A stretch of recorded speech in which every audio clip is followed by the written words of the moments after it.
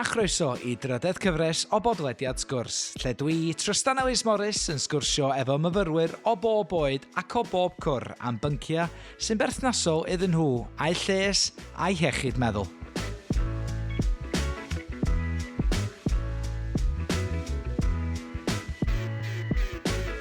Ym mhob pennod, da ni'n canolbwyntio ar byncia gwahanol, yn trafod bob math o bethau, o hunan werth, I berthnasau, ac yn trafod profiadau yn onest ac yn agored. Da ni'n gwneud hynny yng nghwmni cwnselwyr amrywiol fel eu bod nhw wrth law I roi arweiniad a chefnogaeth. Yn ymuno yn y drafodaeth hefyd, mae nifer o leisio cyfarwydd o fyd y podlediadau a chyfryngau Cymraeg, a'r rhai sy'n dylanwadu'n bositif drwy rannu profiadau gonest ar-lein neu ar bapur.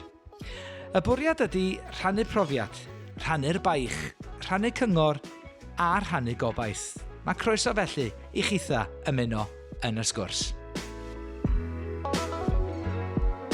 Pryd cwrddais y pobl oedd fel fi, oedd e'n wych. Yeah, oedd e'n just really special. Yn y bennod yma, da ni'n trafod Perthnasau. Perthnasau efo'n teuluoedd, efo'n ffrindiau ac efo'n cariadon. Maen nhw'n amlach na pheidio yn wych, ond maen nhw hefyd yn gallu bod yn bethau cymhleth. Yn trafod tro yma, mae Liam Edwards sy'n astudio yng Ngholeg Brenhinol Cerdd a Drama Cymru, y berfformwraig a'r actores Carys Eleri a'r cwnselydd o Brifysgol Bangor, Endaf Evans. Croeso cynnes iawn ato ni, chi'ch tri. Mae gen I gwmni bendigedig ar gyfer y bennod yma. Dwi'n hynod falch o'ch cael chi. Felly, we'll go round the houses fel petai. Na ni gychwyn efo chdi, Liam. Dyda chydig amdano chdi dy hun wrthyn ni? Hi up, enw I yw Liam J. Edwards. Fi ddim yn Jedward Tribute Act. Mae'n rhaid I fi dweud hwnna llawer o weithiau. Mae'n actually shocking. Fi yn cantor ysgrifennydd sy'n byw yn Caerdydd, ond fi'n dod o Abertawe. Fi'n astudio yn y Ngholeg Brenhinol Cerdd a Drama yng Nghaerdydd. A fi'n mynd I fy rhydydd flwyddyn nawr, a fi'n gyffroesi I gychwyn. Gwych iawn, cyfnod hynod gyffroes I chdi felly, Liam. Dwi hynod falch o gael deud bod gen I gwmni ffrind anwyl iawn I fi ar gyfer y bennod yma yn ogystal. Carys Eleri, Carys ydw ti? Fi'n iawn diolch. Mae'n hyfryd cael bod yn dy gwmni David. Lyfli. Lle ti ani ar hyn o bryd, Carys? Wel, le fi arni, fi newydd orffen ffilm o Pobl y Cwm, so fi wedi bod, byddai ar eich sgrin chi am y flwyddyn nesaf. Dyna be ydi treat. Diolch yn fawr. A fi wrthi nawr yn paratoed yn sioe nesau, sioe byw nesau, yn sequel I Lovecraft Not the Sex Shop in Cardiff, so na fi'n gweithio ar hwnna nawr. O'n i'n ffodus iawn o gael mwynhau dy berfformiad di, Carys, oedd wirioneddol yn anhygoel. A mi nath clystia Endaf, bod nhw o dan yr headphones yma, nath clystia Endaf godi o clywed bod chdi'n gwneud sioe arall. I esbonio I pawb, mae Endaf efo ni hefyd, sydd yn gwnselydd ym Mhrifysgol Bangor. Endaf, os allu di ehangu a sôn am y gwasanaethau sy'n ar gael yn y prifysgolion ni felly? Oes, so dwi'n rhan o'r rhwydwaith o cwnselwyr therapydd dros Gymru I gyd. Da ni'n gweithio yn y brifysgolion a colegau hefyd. So dwi'n gweithio yn Bangor, a wedyn mae gennym ni tîm o cwnselydd sydd yn cydweithio fan gilydd a gweithwyr iechyd meddwl hefyd. So mae myfyrwyr yn gallu dod I mewn, mae gennym ni system duty, edrych unrhyw ddod I mewn, neu gael sgwrs ar-lein lle am unrhyw beth. Gwych iawn. Diolch Endaf a chroeso cynnes iawn i'r tri ohonoch chi. Wel, mae'r pwnc tro yma, da ni'n mynd I drafod perthnasau, a rhan o fod yn fodau dynol ydy, da ni'n greaduriaid cymdeithasol yn dydan. Mae yna rwydweithiau a perthnasau yn rhan ohono ni gyd. Mae hwnna i'n cynnal ag i'n cadw ni boed hynny yn y gwaith trwy astudio pan da ni yn chwerthin, yn crio, yn caru beth bynnag. Mae hyn I gyd yn bethau positif. Ond weithiau mae'r perthnasau yma yn gallu cael effaith negyddol arna ni. Felly Endaf, neu gychwyn efo chdi, fel un sydd yn gweithio yn y Brifysgol ym Mangor fel cwnselydd, faint o bobl sydd yn dŵa trwy dy ddrws di, Endaf, sydd â pherthnasau wrth wraidd y problemau hynny. A dwi'n sôn am fel o'n i'n deud, perthnasau ffrindiau, perthnasau carwriaethol, neu yn berthnasau teuluol?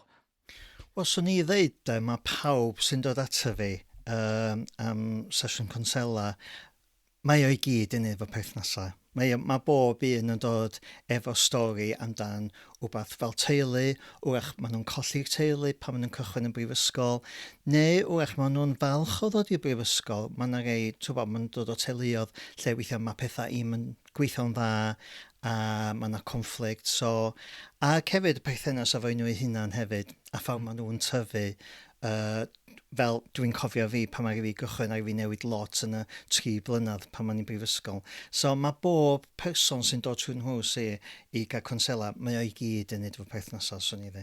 Endaf, diolch am y tro. Mi na ni barcio'r brifysgol yn fanna am eiliad. A throi ella'r cloc yn ôl, Liam, gan gychwyn efo chdi, o ran y magwraeth a chreu ffrindiau. Nes ti sôn bod chdi o Abertawe. Sut oedd tyfu fyny chdi felly, Liam, a'r elfen yna o greu ffrindiau?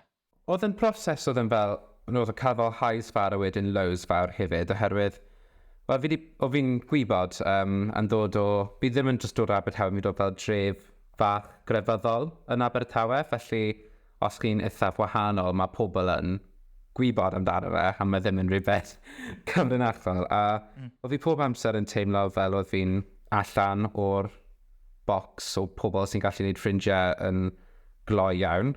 Oedd e'n proses really tricky yn enwedig pan chi'n mynd i ysgol gyfun a mae'n just yn fel byd wahanol yn hollol a pan rydyn fel disgofro fy hun yn fwy a fi ddim yn cael fel interest fel y bechgyn eraill fel ymarfer corff, pêl droed, rygbi, oedd e just ddim yn pasiwn i fi neu fi ddim yn connecto llawer gyda'r merched chwaith oherwydd fi ddim yn mynd trwy'r un pethau fel nhw a oedd fi'n teimlo llawer i fod yn y canol a nid yn y ffordd chi'n moyn. A oedd creu ffrindiau yn eithaf galed a roedd fi'n gweld fy hun yn creu fel personality i matcho'r person oherwydd pryd chi'n tyfu lan, gych chi moyn i rhywun fel ffrindiau i tyfu lan gyda a rhywun sy'n gallu helpu chi tyfu. Felly fi'n credu wnes i fel newid fy hun i siwto i gael ffrindiau.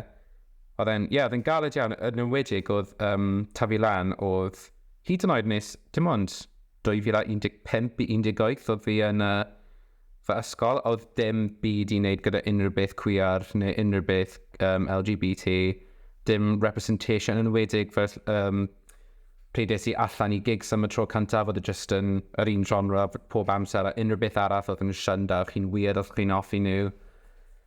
Oedd e'n galed i creu ffrindiau oherwydd oedd fi constantly yn teimlo bod popeth oedd fi'n hoffi oedd yn anghywir. A mae'n eitha galed, ond mae gen i llawer o falchder yn edrych nôl ni nes i yn y ddiwedd newid popeth amdani oherwydd pryd cwrddais y pobl oedd yn fel fi, oedd fi'n fel, right, oedd e'n matcho, oedd e'n wych. Oedd e'n just really special pan nes i cwrdd ar pobl fel hwnna. Oherwydd roedd pobl fel hwnna, pryd nes i Ngholeg, a roedd pobl yn hynach, o'n i gyd yn fel, oedd mwy o diverse spaces. Honestly, yn Abertawe, y lle fi'n caru nes i tyfu lan fyna.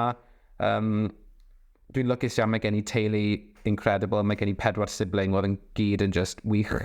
A naeth nid yr effort i cymryd rhan mewn interest fi, felly oedd fy siblings i mewn ffordd yn ffrindiau gorau nes i fi symud allan i brifysgol a mi'n lwcus iawn am hynny. A mae hwnna'n beth hyfryd iawn i glywed. Felly pan nes ti gyrraedd y brifysgol, Liam, be oedd o nath newid ta? Nes ti deimlo bod chdi wedi cyfarfod pobl oeddech chdi yn gallu teimlo elfen o berthyn iddyn nhw, bod nhw'n debycach i chdi o ran ffordd, bod chdi'n gallu uniaethu ella a pherthnasu efo ffordd oedden nhw a phwy oedden nhw? Wrth gwrs, yn enwedig yn mynd i ysgol cerddorol.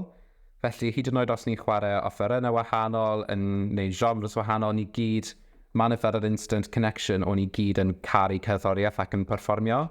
Felly, oedd rhywbeth i mynd dros, a wedyn oedd fi'n teimlo fel roedden ni gyda fy mhobl.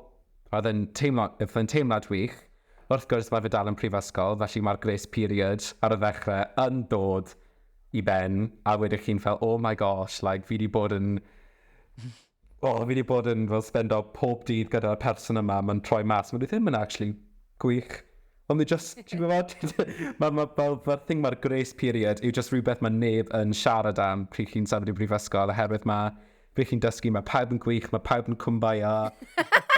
Wedyn fel mis Chwefro, Wedyn mae'n mynd i mis Chwefror, mae pawb di flino, mae ni ddim yn hoffi beth mae nhw'n neud. Mae nhw'n fel, I have to write essays, this sucks.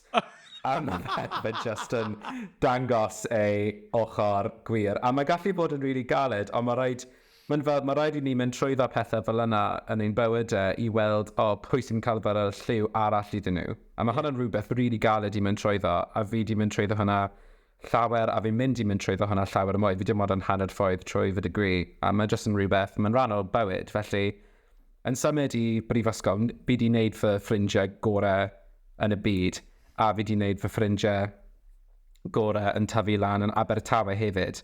Fel wneud i fel pan symud i goleg, cefys fy ffrindiau fel fy hwb fyna, o fy ferched fi'n caru, a nawr fi'n gallu cymryd strength mynd i roi fi mewn i brifysgol, a wneud ffrindiau gwych hefyd. Ond chi dal yn cwrdd â nhw. A just dweud nhw. Ie. A sôn am nhw, Liam, os gai ti'n cydnabod dy hun fel person aneuaidd, a oedd mynd i'r brifysgol, oedd hwnna wedi sbarduno i chdi wneud y penderfyniad yna, neu pryd nes ti sylweddoli mai dyna oeddach chdi a dyna pwy oeddach chdi fel person? Fi'n credu, oedd y pethau fach, fel ddweud si, fi'n dod o dref fach sydd yn eithaf grefyddol, felly o fi ddim yn gallu gwneud pethau fel rhoi pride flag lan yn fy ystafell sydd yn ar y ffenestr. O fi ddim yn gallu prynu fel dillad sparklo neu fel dillad eitha camp a just gwisgo nhw pob dydd neu gwisgo eyeliner neu colir fach cyn i fi neu pearls, just pethau fach fel hynna. A pam nes i datblygu hynna, a wedyn pam nes i ddechrau perfformio gigs, o fi'n fel, right, okay, fi'n moyn datblygu'r image pwy fi yn fel artist. Basically, nes i dechrau fel toned down version of drag. A wedyn, pan nes i datblygu hynna'n bell, o fi'n fel, oh my gosh, mae connections i'r cyfedd rhyw fath o cymeriad fi'n rhoi ar y llwyfan, a'r person fi moyn bod mewn pob dydd. Felly, naeth cerddoriaeth a perfformio really helpu fi i datblygu pwy fi yn. Fi wedi gwneud llawer o tyfu lan. Mae'n actually shocking faint o tyfu lan chi'n neud yn fel 5 mis o bod yn brifysgol. A mae pobl ddim yn siarad amdano fe. Chi'n byw gyda'r pobl chi'n nabod trwyddo am fel 18 mlynedd o'ch bywyd. A wedyn chi'n suddenly just mynd mewn i byw gyda 5 stranger. Chi byth i gwrdd a just expected i cario ymlaen am 4 mlynedd potentially. A mae'n really galed, ond diolchgar i fi o fi'n mynd trwy'r discovery o pwy fi yn, pwy fi moyn i fod i identify as yn symud ymlaen. Fi wedi siarad llawer. Fi just yn really aware fi wedi bod yn... A ti'n gwybod be, ti'n gwybod be, fyswn ni'n gallu gwrando yn chdi am oriau yn siarad, achos dwi'n teimlo bod fi wedi cael ysgol addysg yn yr 5 munud 10 diwetha yma, jyst yn gwrando o'n chdi yn trafod y profiadau.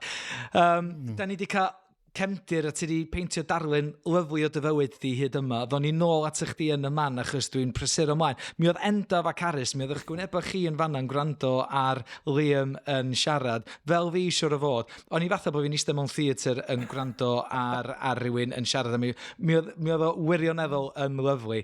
Carys, mi ddata chdi i holi'r un cwestiwn. Mae'n siwr bod chdi fatha fi wrth y fod i ddysgu mewn cariad efo Liam yn barod, ond ti dyn ni sôn amdano chdi felly ta yn tyfu fyny a'r broses nes ti fynd drwyddi o trio neud ffrindiau a dod i nabod y ffrindiau. Oedd hwnna'n broses hawdd? Fi'n gallu uniaethu dy Liam lot fan hyn, fi'n dod o bentre bach, pentre actually, eitha mowr, ond yn Gorllewin Cymru. Mae fe'n bentre oedd yn wedi ffocysu lot rownd rygbi.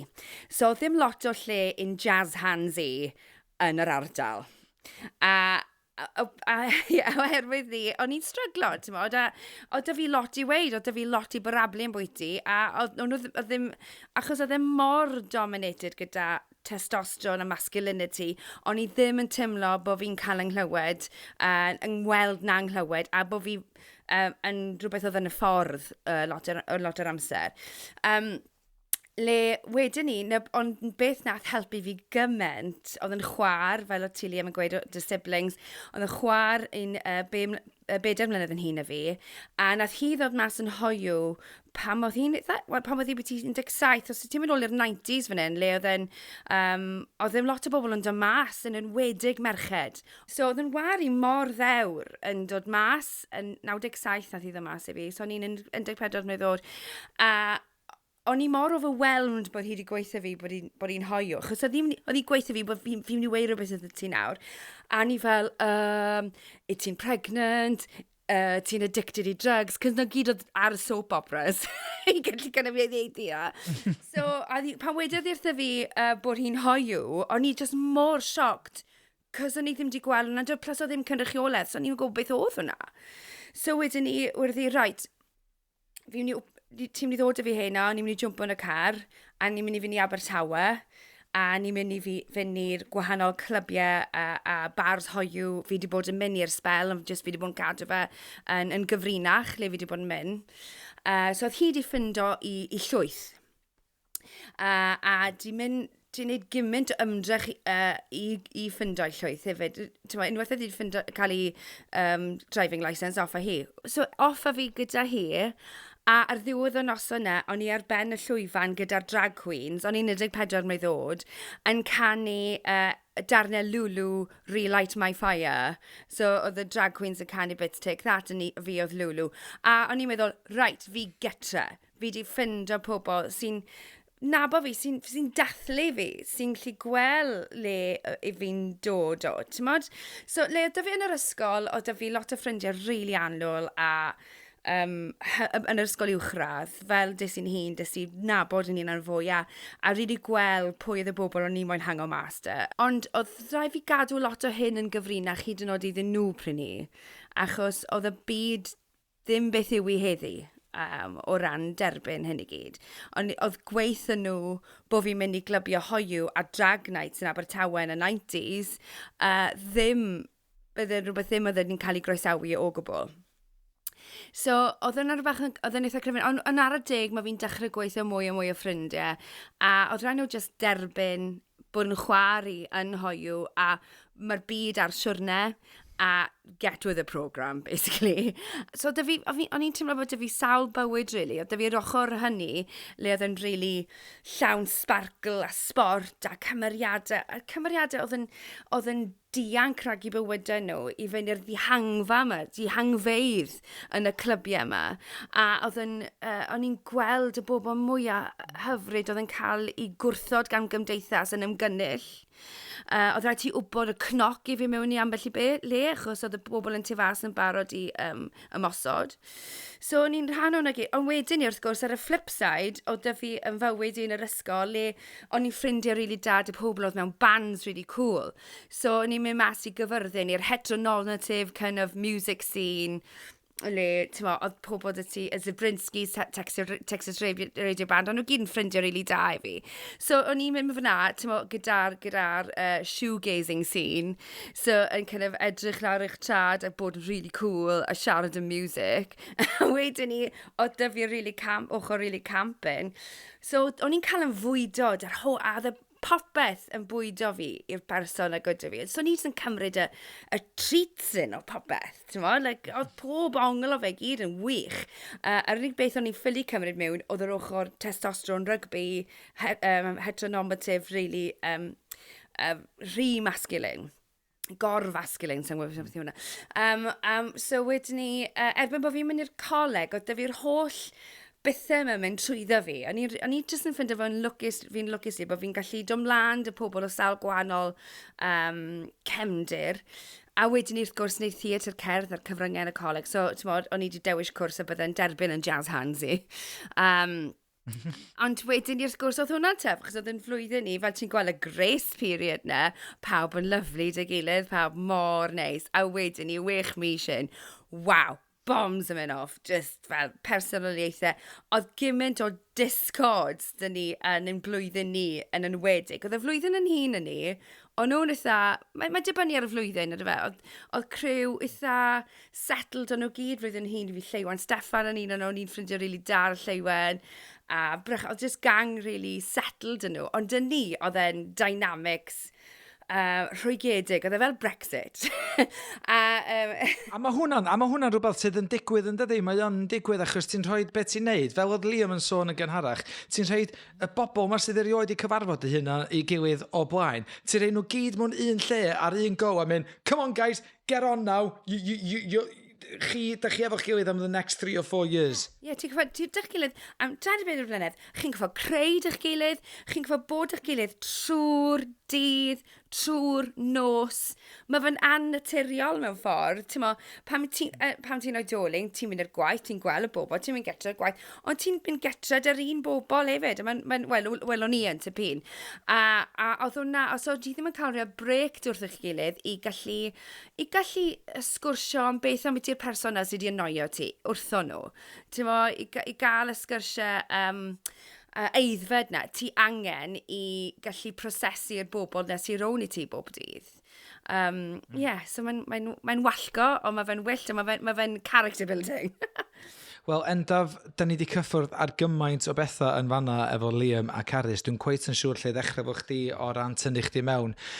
O ran Perthnasau, un o'r pethau da ni wedi gyffwrdd arnyn nhw ydy dwi'n gwybod beth yw'n Gymraeg, ond dwi'n iwsio'r term Saesneg, y transition period na o fynd o'r ysgol i'r brifysgol. Mae'n gallu bod mae'r pendil yn gallu mynd naill ffordd i lot o bobl yn dydi, achos mae'r ffrindiau maen nhw wedi greu a di wneud dros y blynyddoedd, wel maen nhw yn mynd i brifysgolion gwahanol, ti ar ben dy hun, ti'n teimlo yn unig yn aml iawn, a mae trio creu a ennill cylch newydd o ffrindiau, mae'n gallu bod yn y broses frawychus dros ben i bobl. Yndi, bethau, mae bobl yn dod at hynny i gael consela, a maen nhw'n poeni gymaint. Enghraifft, maen nhw'n poeni ar sut maen nhw'n gael ei gweld gen bobl eraill. Maen nhw weithiau yn teimlo bod nhw'n gorfod gwisgo masg, gorfod plesio bobl eraill. Liam, nes di trafod rhywbeth rili diddorol amdan boundaries. Bethau, ti eisiau gael dy licio gen pawb, mae pawb eisiau chdi, mae pawb yn hapus.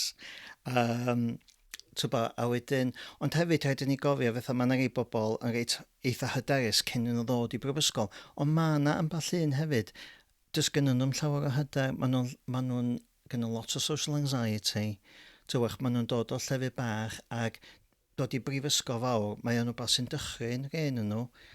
A hefyd mae gennym ni, da ni'n gweithio fo bobl efo neuroamrywiaeth hefyd, bobl efo autism a pethau fel.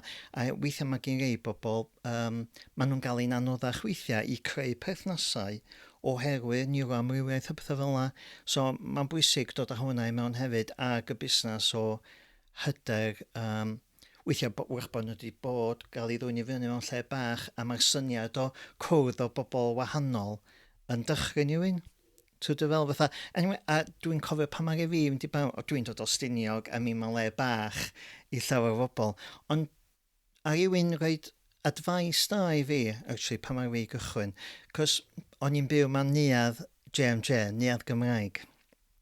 A dwi'n cofio oedd pawb yn agos at ei gilydd, pawb yn ffrindiau a Cymru at ei gilydd.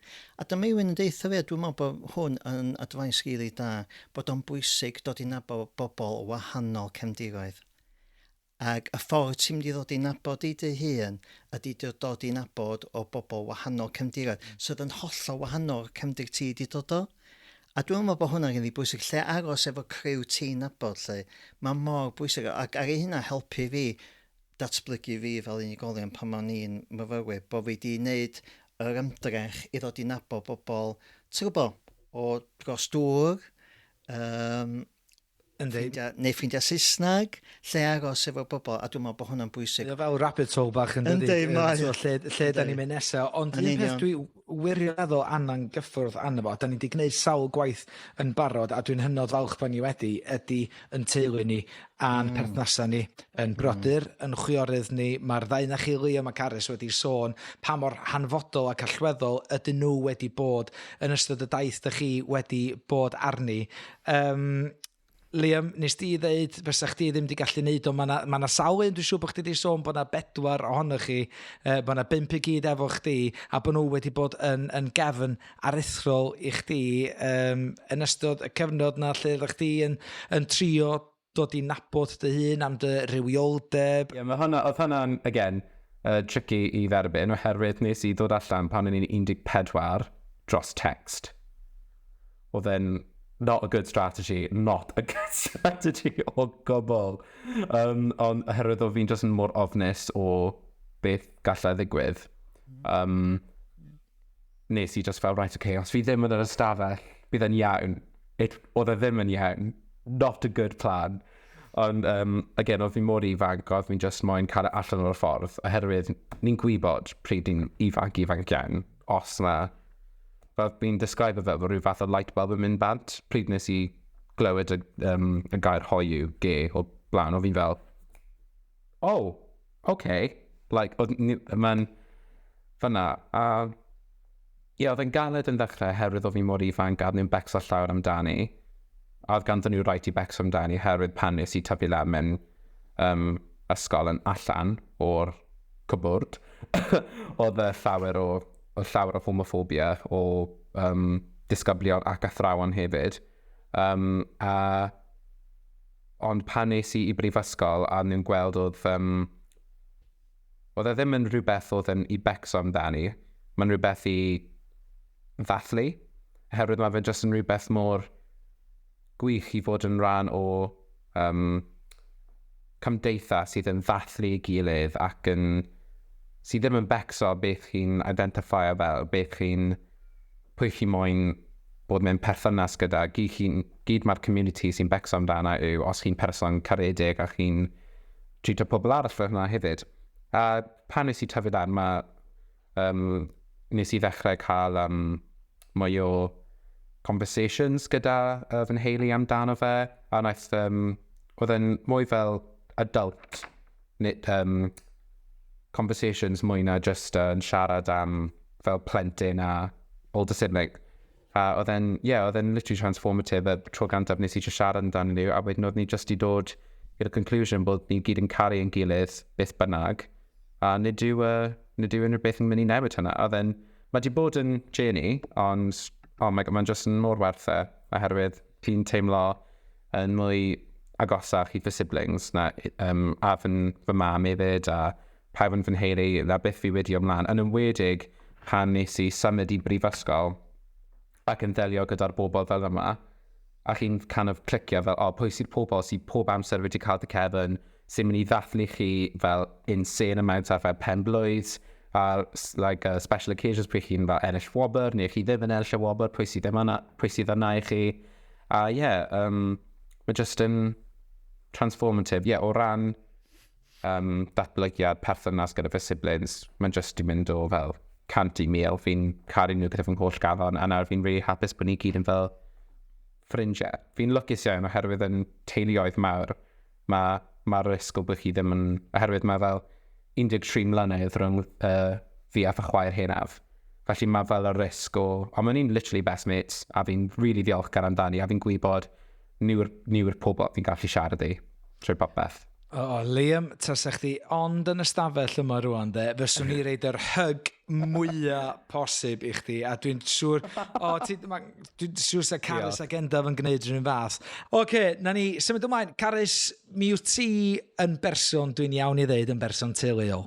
Ti di sôn llawer iawn am dy chwaer Nia yn barod, ond mae yna berthynas ac mi o'na berthynas glos tu hwnt rhwng chdi a dy fam a dy dad. Wastad wedi bod. A be oedd dad i farw nôl yn 2018, so mae 5 mlynedd ddim yn hyd bod nawr, sy'n teimlo mor odd. Ond, o'n i wastad yn gilydd, achos y peth oedd mam a dad, ddoen nhw'n athrawon, a o'n nhw'n licio plant, o'n nhw'n licio codi plant, o'n nhw'n licio addysgu plant, o'n nhw'n licio joio dy plant, o'n nhw moyn mynd ar ei gwylio dyn ni, o'n nhw moyn gwario amser dyn ni. So, o'n i'n really lwcus bod ni wedi cael y rieni na. So, un peth mae rhywun yn dynnu allan o'r sgwrs yma, eto ganddo ti a Liam, ydy pa mor gefnogol ydy eich teulu chi, dim ond beth ydych chi wedi gwneud dros y blynyddoedd, maen nhw yna fel y safety blankets yna. Ac endaf, beth sy'n bwysig nodi ydy, dydy sefyllfa pawb ddim yr un fath. Dydy pawb ddim efo yr uned glos yna fel teulu o ran cefnogaeth. Mae yna sawl un sydd yn mynd i'r brifysgol, ella yn cyrraedd ac yn teimlo'n unig achos does na ddim cefnogaeth adra, does na ddim lot o deulu adra lle maen nhw'n gallu disgyn yn ôl arnyn nhw i ofyn am ella mymryn o gymorth. Yn union, ydych a feddwl am llawer o unigolion dwi wedi gweld fel cwnselydd yn Brifysgol Bangor. Mae o'n gyfle, da chi'n cychwyn bywyd newydd, da chi wedi gadael eich cartref am y tro gyntaf, ac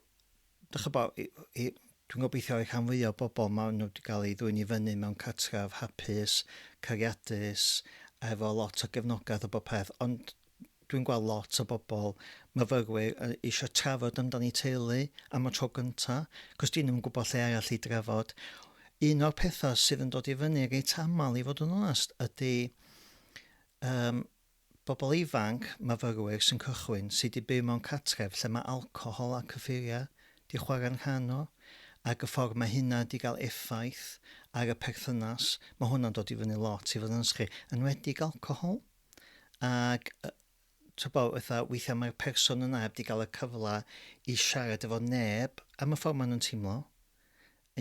Dim byd, di wedi cael dim chans o gwbl, ac wrth gwrs ofn wrach mynd i siarad efo nain a taid, mam gyn y bethau modryb a ewyth nhw'n bath amdan hynna oherwydd ydy o'n mynd i aros yn gyfrinachol, ond mae pwyna wedi bod yn siarad amdano chi a bethau fel yna. Ac am y tro gyntaf, maen nhw'n cael cyfle i siarad fel rhywun fel fi, neu person maen nhw'n byw yna yn tŷ ffrindiau newydd.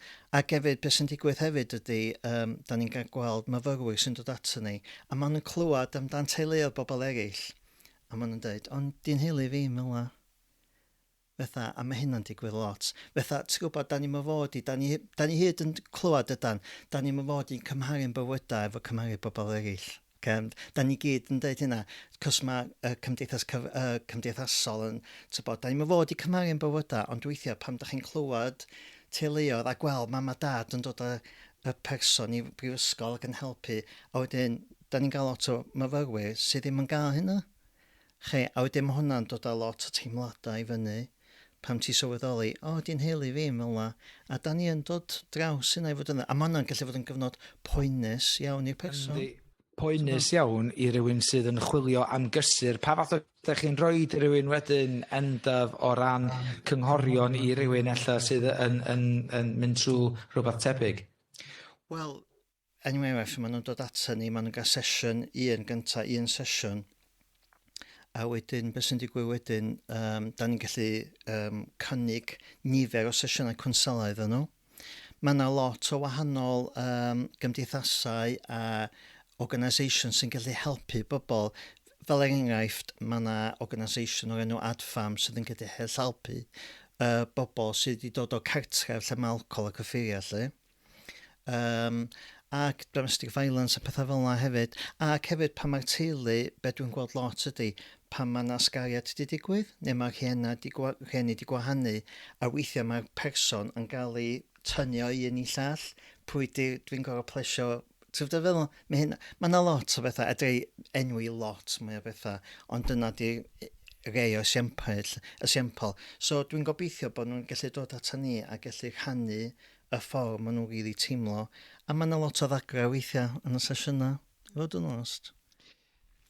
Liam, dwi'n meddwl bod fi'n iawn i ddeud bod chdi yn defnyddio dy brofiadau dros y blynyddoedd, ella efo dy berthnasau, a roed hwnnw ar ffurf creadigol mewn cyfansoddi caneuon. Dwi'n iawn i ddeud hynna? Ie. Mae'n ffordd o therapi, mae'n literally, gwych. So, be ti'n deud? Ti'n sôn o ran cyfansoddi geiriau ag ati? Ti'n teimlo bod chdi'n gallu rhoi dy deimladau drosodd yn y ffordd yna? Beth sy'n neud i ddechrau, pryd fi'n teimlo unrhyw beth fel goremosiynol, fi'n just yn fel word vomit, ysgrifennu popeth, beth fe fi ddim yn disgwyl ysgrifennu can, fi'n ysgrifennu pob teimlad, pob meddyliad, literally, mae'n gallu hyd yn oed yn y mix, fi'n ysgrifennu fel, dwi'n gysau fe, fi'n moyn sausage y mash I deg, dwi'n gysau fe, literally, unrhyw beth fi'n meddwl lawr, get it down. A wedyn, pryd fi'n fel mynd draw fynydd neu like, chwarae ar y piano, fi'n just yn clywed melody, a wedyn fi'n rhoi'r geiriau i melodies, fi'n mynd nôl gyda uwch y leidd, a just highlight a popeth fi'n bydd I ddweud sy'n fel, mae hon yn dda, o fi'n offi hwnna, a just yn, eventually, fi'n ysgrifennu cynnig eitha gloi, felly fe'n mewn dydd neu rhywbeth neu weithiau fel 5 munud I awr, mae gen I can. A wedyn dwi'n release fe. A ti'n teimlo wedyn bod chdi'n teimlo chydig yn ysgafnach wedi cael gwarad o'r emosiynau yna drwy ffurf can neu cerddoriaeth? Absolutely. Mae fel ochr dda a eitha o gosh iddo fe.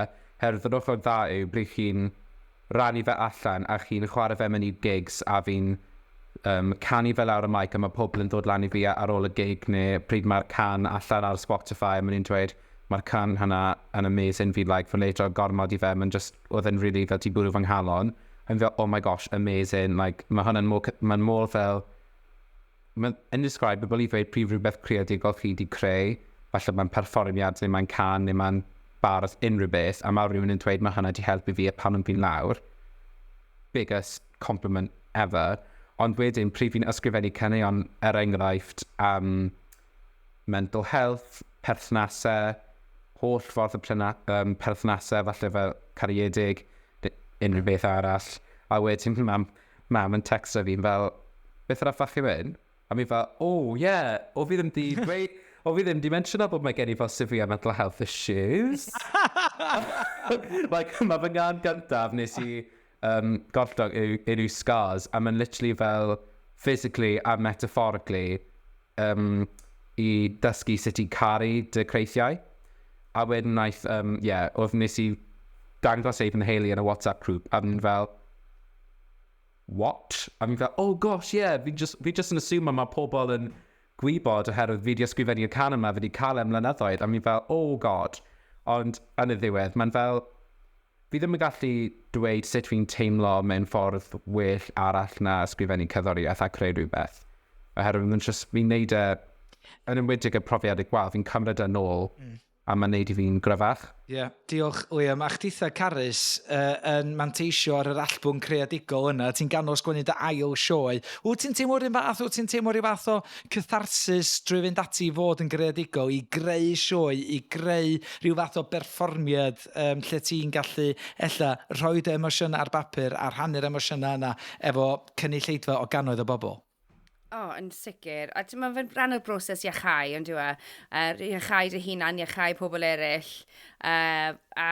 Fi dechreuais I ysgrifennu caneuon comedi blynydde yn ôl.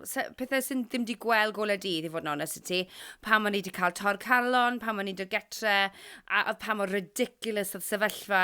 Fi'n cofio un tro, mae un can sydd wedi gweld golau dydd, le oedd mami, pam o'n I wedi dod getre, o'n I wedi cael yng nghalon I wedi torri, a oedd mami just yn excited bod fi getre, so wedi agor y drws mewn sparkly top a glasur o champagne. Mae hi getre, a dim just, a fi fyna, just fel, oh my god, fi mewn cymryd yn bôn. A oedd e'n sefyllfa mor ridiculous, nes I ysgrifennu can amdano fe, I brosesu pa mor, fi daturiau, na beth oedd Lovecraft, na beth oedd hwnna I gyd, fi'n prosesu, yn heimladau I, y pethau fi wedi dysgu, I iachau yn hunan ac I iachau bobl eraill hefyd, os maen nhw'n clieniaethu gret. Ond oedd wneud lot yn o flan mam a dad am y tro cynta yn hilar.